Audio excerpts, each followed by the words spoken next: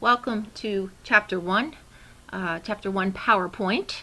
I'm pulling the key concepts from this particular chapter. Our first slide, we're looking at why we study intercultural communication. And as we know, and as you read through in your chapter, in your textbook, that looking at another culture definitely helps us to interpret our world a little bit better. You know that our world is shrinking because of technology, and we are living in a global community, which means that we're going to be communicating with people, or we are already communicating with people from different cultures. We also will be looking at subcultures and co-cultures and subgroups and how to effectively communicate. We also know the importance of communicating within our workplace, and our workplace is now becoming more diverse. And also just simply the fact that when we learn about other cultures, we learn more about ourselves, which enhances our interpersonal relationships. It's important that when you are viewing other cultures, that you view them with an open mind, without stereotyping, with a clear vision. When you are communicating, if you bring in that extra baggage, as I like to call it, you won't be communicating as effectively. In our second slide, we're looking at the definition of culture, and as you can see, it's fairly lengthy. Just to paraphrase a little bit from this definition, it's a population that is sufficiently large enough to be self-sustaining. Okay, so they don't need any outside sources or outside peoples to sustain them. It's a transmission of thoughts and behaviors over many generations. From birth to death. And then in a sense, these traditions continue within these generations. It's the sum of the group's thoughts, experiences, patterns, and behaviors. We're looking at, and we will be looking at Hofstede's 4 dimensions of culture more clearly and more in sync in the future, but that is what our definition it falls under, our Hofstede's definition, as well as defining culture. And then lastly, members of a culture consciously identify themselves with that group. It's your cultural identity. Okay, I'm Italian American. That's my cultural identity. So clearly, some things to pull out of here: that it's self-sustaining, it's large enough to produce new generations or members without relying on outside sources. These thoughts and behaviors they go through courses of generations. It's the sum of the group's thoughts and experiences. And lastly, that you can identify yourself with that culture, which brings us to cultural identity, your identification with that perceived acceptance into that group, that you have a shared symbol, shared common symbols or meanings within that culture. So I want you to think about what is your cultural identity, and what does knowing an individual's cultural identity tell you about that individual. Okay, so if what does knowing an individual's cultural identity tell you about that individual? So think about that for yourself. Your cultural identity and knowing an individual's cultural identity tell you about that individual.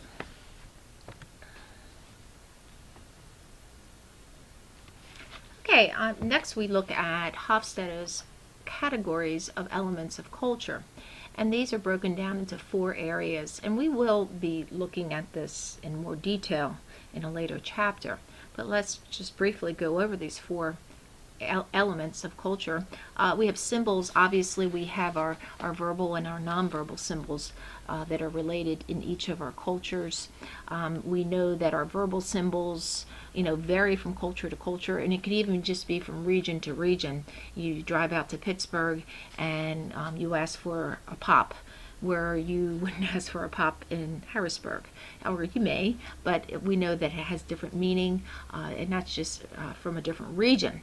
But these symbols are embedded in that particular culture. Pop, we think of Pittsburgh. Is just one example. Nonverbal symbols can indicate status. Think about the badge of a police officer that we see, and we know that that person has status. That person is of authority. It's a nonverbal symbol. Rituals, as we know, are socially essential collective activities within our culture. And we have many rituals within our culture as far as marriages. If you're religious, you may have different rituals within, a baptism or a confirmation within a ritual.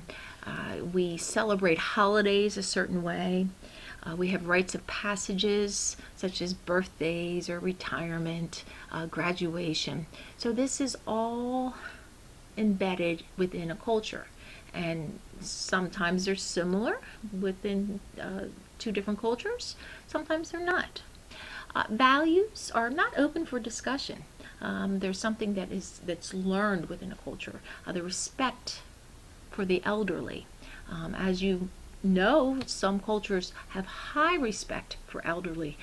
You wouldn't even provide eye contact to an elderly person, compared to others where it's not as intense. And lastly, heroes, real or imaginary people who serve as behavior models within a culture. You think about some of our literature, Mark Twain, who created Tom Sawyer and Huckleberry Finn, or other heroes. Unfortunately, sometimes in our culture they may be celebrities or sports figures. But stories such as Jack and the Beanstalk, that teaches you not to be foolish with your beans that you work hard for. Okay, and then just quickly, two main bullets to think about, especially when you are communicating interculturally. How do you improve? Well, your effectiveness is based on your knowledge of other people and their cultures. And that's, in this class, you'll learn more about other cultures and subgroups. And the more you know, the better you will communicate with them. And then lastly, for the second one, is that you learn more about yourself when you study other cultures, which results in a sense of increased tolerance for diversity. So the more you study about different cultures, the more you learn, the more knowledgeable you are, the better you will communicate with others, and it will also increase your tolerance for diversity of what is not the same, that you are not familiar with. Okay, let's look at some basic definitions, words, terminology that you need to be familiar with as you continue through this course. Cultures within cultures. There's two terms. There's subculture and there's co-culture. A subculture resembles the larger culture because it has a large number of people, but it exists, the subculture exists within this larger culture. It's a subdivision based on economic or social class, money, or where you are in the social class, your ethnicity, your race, or geographic region. All those things will help define a subculture. For instance, I'm from the Philadelphia area, and I have relatives that live in South Philly. So South Philly is a subculture or co-culture of the culture of Philadelphia. Co-culture, it suggests that not one culture is superior to the other, okay, to the coexisting culture. So you could say South Philly is a co-culture. It's another term for subculture. It's just saying that sub means it's within, but you're just saying you're the same equality, but you are part of that larger culture itself. Your book uses the term cultures within culture. Ethnicity is another basis of subcultures. It refers to a group that has the same descent or heritage, and they share common, distinctive characteristics that are passed on through generation. The distinctiveness can be language, it could be accent, it can be physical features, it could be family names, it could be customs, it could be religion, ethnicity. For instance, my ethnicity is Italian. I'm an Italian American.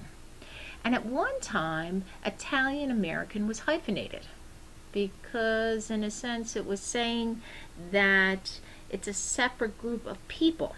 But we no longer use the hyphenation. We just use it as an adjective. I'm American and I'm from Italian descent. So ethnicity is another example of subculture. Subgroups, these are membership groups. They have members that they have a complete set of values and patterns and behaviors. Many pose similar communication problems as cultures. And actually, you have a journal entry in this class where I'm asking you to identify yourself with a subgroup and talk about the use of jargon and language within your subgroup. It exists within a dominant group, and it's dependent on that particular dominant group. Occupation, if you're in the healthcare field, if you're a firefighter, if you're in academia, these are all subgroups that you can consider is based on occupation. And lastly, I do want to mention membership can be temporary. There's sometimes teenagers or adolescents have wannabe behavior where they want to be within a subgroup. The way they dress or speak can, in a sense, indicate that they're trying to be within a particular subgroup. Okay, race and skin color. Race refers to a large body of people that are characterized by the similarity of their descent, where they descend from. It's not based on the color of your skin, as sometimes some people refer to race as the color of skin. For instance, in India, very dark-skinned Indians are considered Caucasian. It's their descent, it's their skull structure, it's their body makeup, their the characteristics from that particular human population. So it's important to remember that race and skin color do not go hand in hand.